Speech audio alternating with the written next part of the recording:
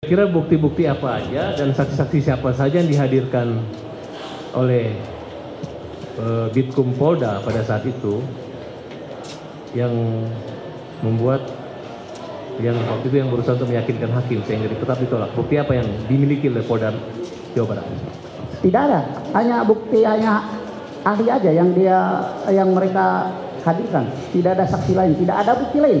Ini yang saya bilang dari awal tadi itu.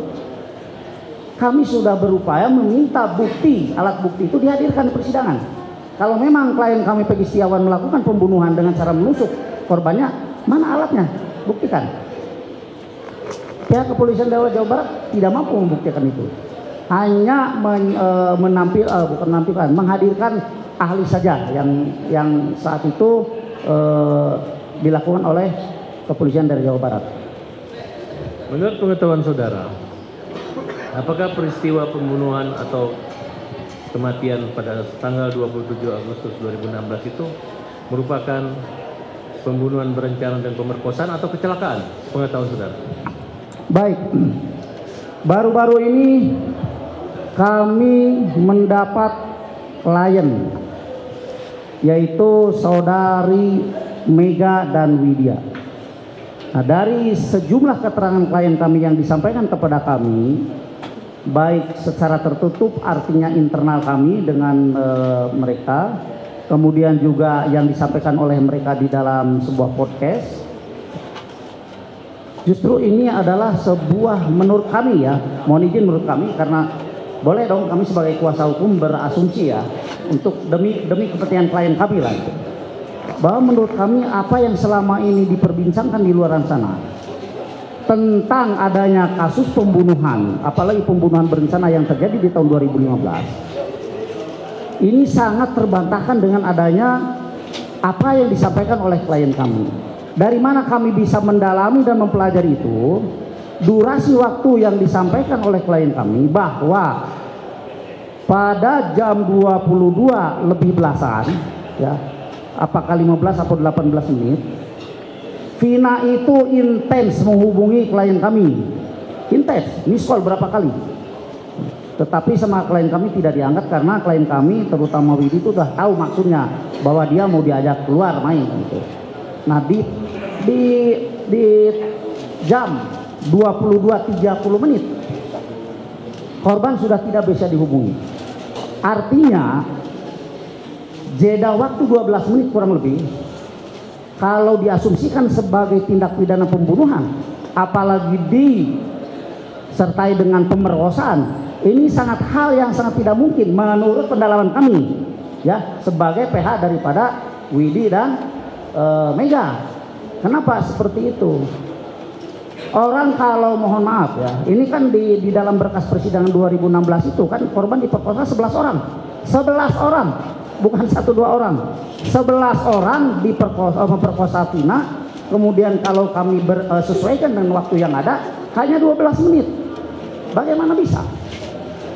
Sehingga kemudian yang kedua, kami mendapatkan visual foto, ya, foto yang disodorkan kepada kami, ya, ada dari kami kan berbagai macam sumber ya, minta dong fotonya ada.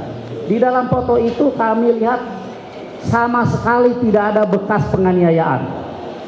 Ya, ini menurut pendalaman dan penilaian kami, ya, tidak ada bekas penganiayaan.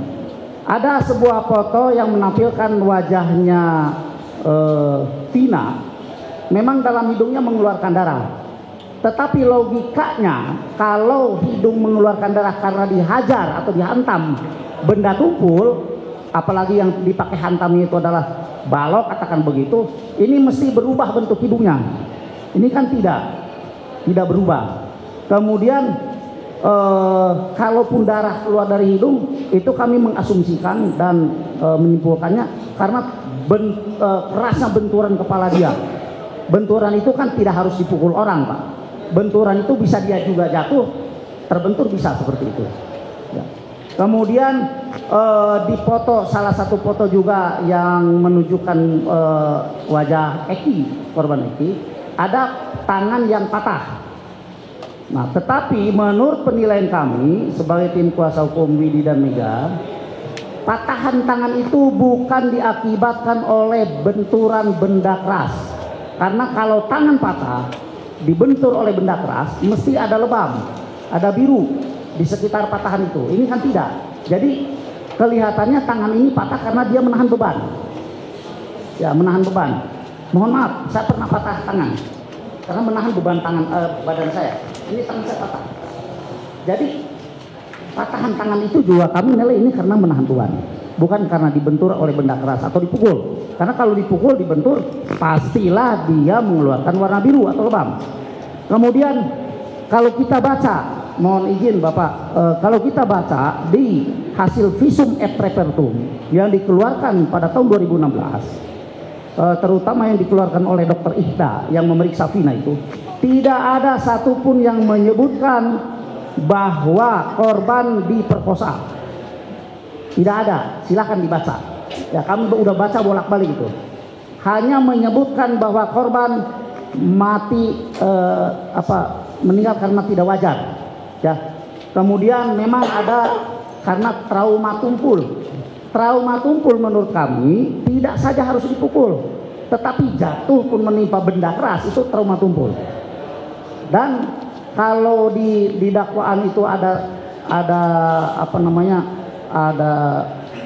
pemerkosaan, kan mestinya di dalam sekitar, mohon maaf, sekitar kemaluan atau sekitar selangkang itu harus ada darah yang tercecer atau bagaimanapun. Ini 11 orang Pak, yang memperkosa 11 orang, bukan 1 orang. Nah, dan tidak ada juga disebutkan adanya ceceran sperma. Tetapi di hasil otopsi, setelah autopsi itu kan dilakukan pemeriksaan luar dalam pada jenazah. Setelah dibongkar kuburannya, kemudian dilakukan autopsi, itu dituliskan adanya ceceran sperma. Tetapi dokter juga bilang sperma itu dibawa ke laboratorium, cuma tidak dites DNA.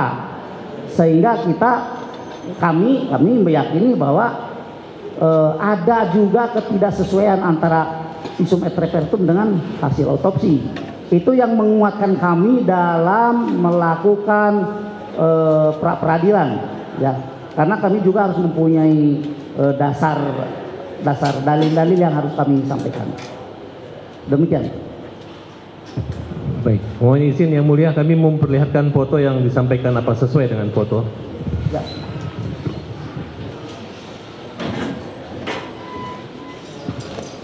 Foto Vina atau foto motor? Apakah Bapak lihat foto ini? Ya. Fisiknya dengan pakaian ini? Ya, kami karena kita berbanyak orang ini melihat foto ini dan mempelajari. Kalau Vina katakanlah dihajar oleh benda keras, kemudian mengeluarkan darah, ini hidungnya harus berubah bentuk. Kalau tidak hancur, kalau tidak berubah bentuk. Itu tidak ada. Kemudian foto setengah badan, ini yang sudah sampaikan tadi. Betul, ini kami lihat juga berdasarkan keterangan klien kami bahwa siang harinya atau sore harinya Vina itu meminjam uang kepada klien kami untuk membeli mie dan pembalut. Nah, saya tanyakan berulang kali, ini foto laki-laki atau perempuan? Karena mohon maaf majelis, ini kan beda bentuknya. Katanya ini foto perempuan, cuma pakai pembalut. Artinya antara foto dengan keterangan yang diberikan klien kami kepada kami itu sesuai. Artinya Kalau ini mungkin ada nggak sih orang yang memperkosa, kemudian pembalutnya ditempel lagi? Itu kan yang menjadi pemikiran kami. Hebat banget itu memperkosa ya. Mungkin pemerkosa gimana? artinya saudara mengatakan bahwa klien saudara mengatakan pada hari itu Vina ini lagi berhalangan. Betul. Ada terkait nggak dengan pernyataan adanya kendaraan aktif itu maksudnya? Nah, di dalam visum memang tidak disebutkan bahwa itu lagi mens, tetapi disebutkan adanya kendaraan aktif, tetapi tidak disertai dengan bahan jaringan. Artinya hanya darah saja. Itu berarti kalau orang mens sangat logis, ya, darah yang keluar. Kenapa darah bisa keluar? Bisa saja karena dia terbentur dengan benda keras tadi, itu darahnya semakin hebat. Ya. Ini artinya kalau ada sperma di sini sudah ketahuan sama dokter. Betul, dan harus dituliskan di dalam visumnya.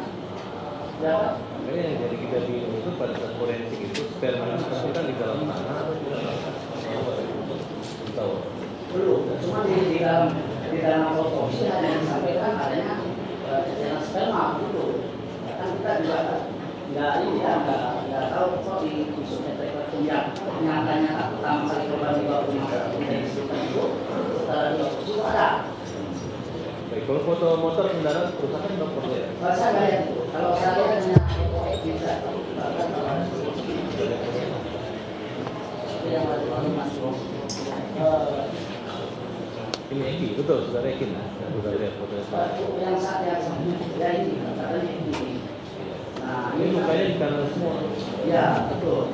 Ini kan sini kanan ya. Kalau foto yang satu kan ini kanan ya. Saya nggak lihat, saya nggak bisa menjelaskan untuk masa. Tapi yang ada itu sebuah yang berlaku. Jadi ini kan baunya kakak, tapi tidak memperlihatkan adanya warna yang berbeda dari kulit. Artinya warna lubang atau biru tidak. Sehingga kami ingin mengasumsikan bahwa ini kakak karena lubang dia begini. Ini kakak. Cukup, Yang Mulia, terima kasih.